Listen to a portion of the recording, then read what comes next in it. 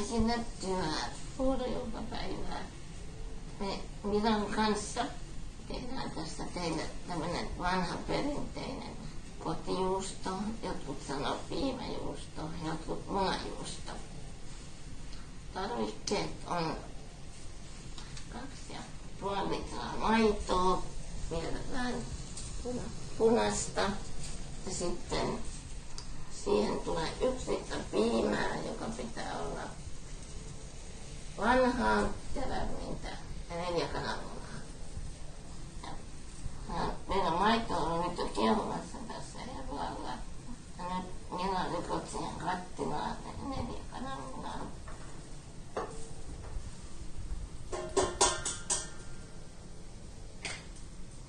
Ja tosiaan ne munatkin kannattaa ottaa päivänä, että ne on lämpimiä. Äitini opetti, että juustamassa erottuu paremmin, jos tai kun aineet kaikki lämpimiä.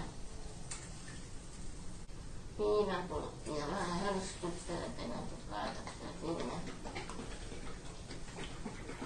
Jos piimä on kylmää, niin laitan sen usein johonkin astiaan kuumaan veteen, niin se lämpii. Ja tosiaan se on tuosta hörkkölöistä.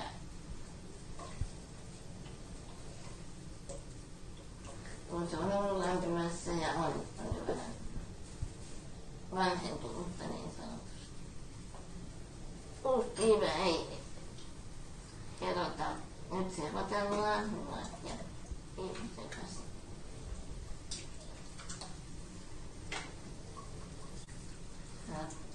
Mä oon tehnyt aina tämmöisessä kerroskattilassa, koska pelkään, että maito palaa pohjaan ja en ota sitä riskiä. Sitten se kaadetaan tonne ilman maidon sekaan tuon juustokanan namassa.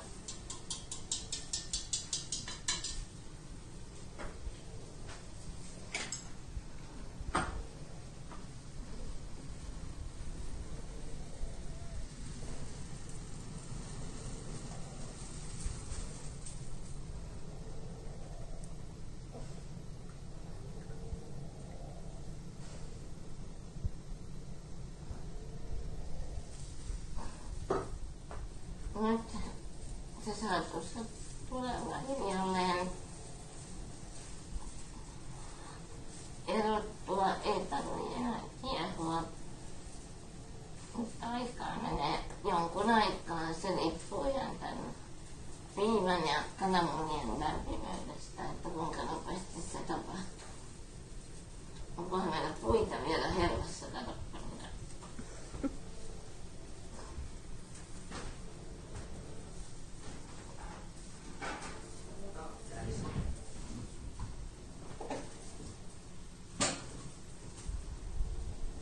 Meidän juusto on ollut 1,5 tuntia tässä kattilassa niin sanotusti erottumassa, sanoo äiti, en tiedä mikä on oikein sana. Eli juustomassa pitää erottua ja jäljelle jää kirkas vielä. Onko liemi suhteellisen kirkasta mitä? On. Näkyy tuolta reunoilta. Näkyykö kuvassa? Näkyy. Eli silloin kaikki mahdollinen siitä maidosta on irronnut, kun se liemi jää kirkkaaksi. No niin, sitten sitä kauhetaan tuohon liiminään. Ota kattila ihan siihen reunalle. Älä puolta itteesi. Noin. Sitten kauhealla massalla. Lävikön läpi, että liikaneste valuu pois.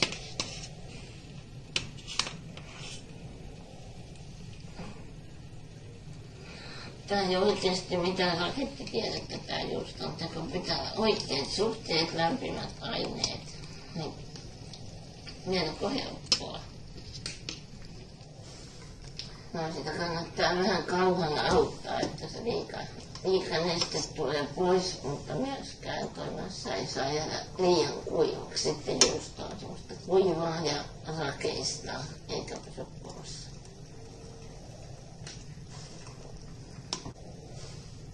Mitä, olisiko juusto tää, kun sä teet? Aika monesti. Aika monesti. En ole laskenut. Sä löysit kuitenkin, että 10. Juu, kyllä. Olikos meillä kulho, mihin se massa kaadetaan? Kulho. Niin.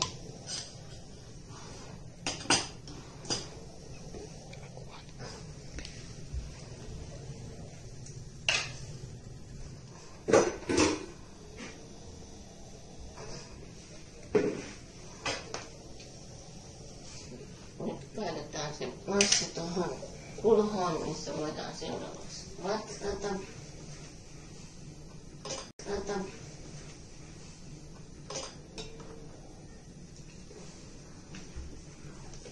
Vielä vähän liikoja nesteitä pois.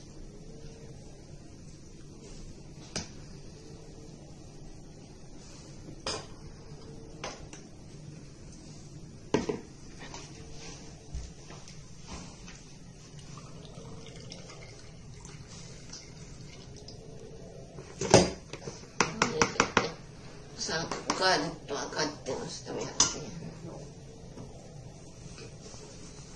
Älä polta.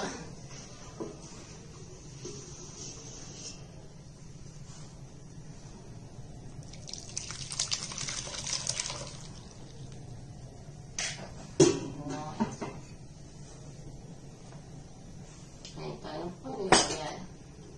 Ei. Hyvin kalastettu.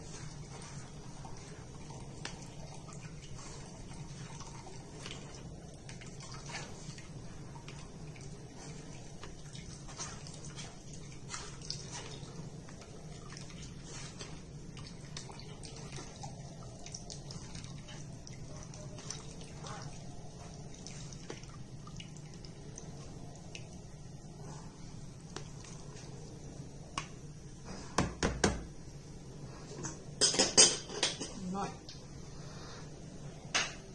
Näyttääkö siltä, että sen ei jäänyt tuolta enää?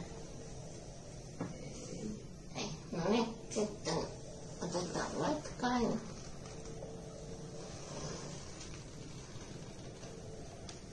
Pannaan ruskeeseen vaikka. Kädessä. Okei. No niin.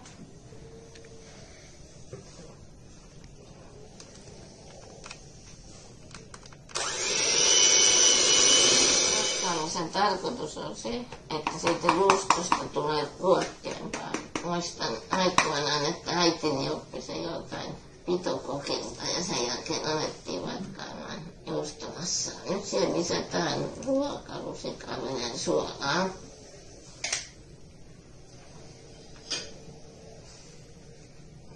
Se on tietysti ihan makuasia, jotka tykkää, että se on suolaisempaa.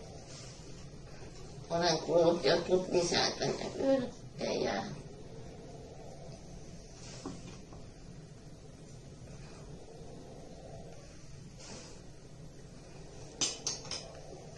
Sitten vähän vielä matkataan.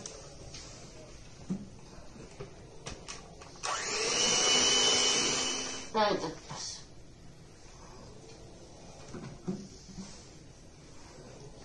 Hyvältä näyttää.